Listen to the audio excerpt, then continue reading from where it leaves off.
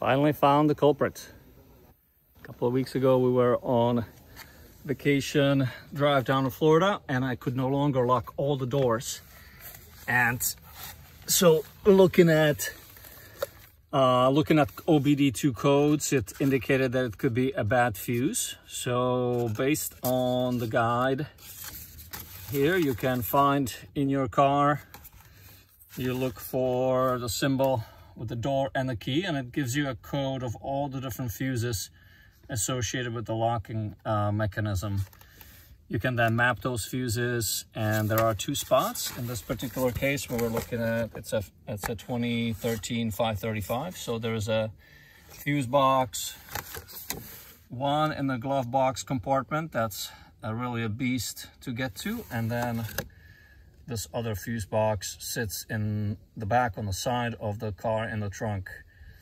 And the fuses were, here I have a list, the fuses were kind of distributed between the two.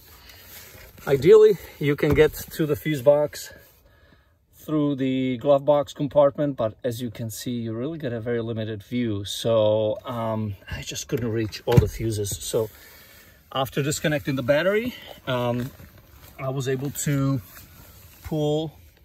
There is a that attaches to this plastic piece. I was able to pull out the I'm doing this with one hand, so I may not be able to put it back to the original position. But when this cover is back up there, first is a airbag for the knees. There's a connector on the airbag. I'll show you, that needs to be disconnected. It's a little tricky. It's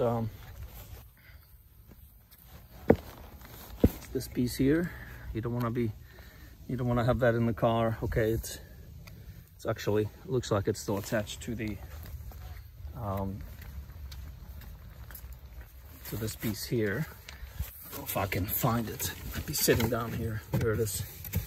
It's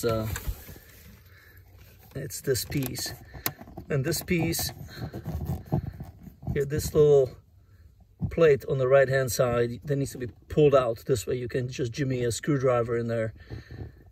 Be very careful. And this piece pops out, and then you can take this piece and pull it out of the airbag. Then the airbag will come out, and then you can pull this down gently. It's just sitting in.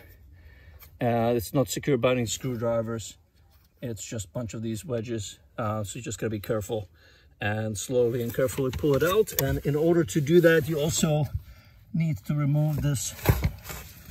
There's a small Torx, let's see, T20.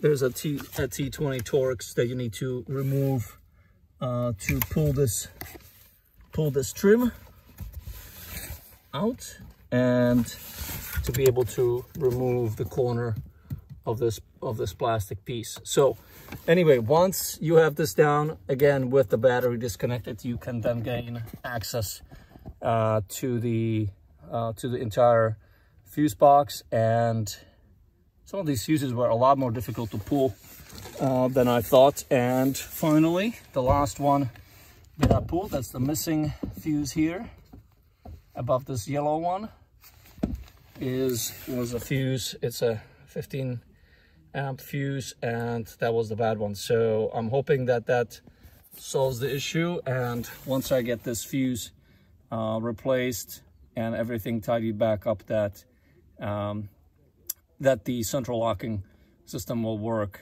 again. So anyway, I hope this was helpful. If you have any comments, leave them below. Thanks.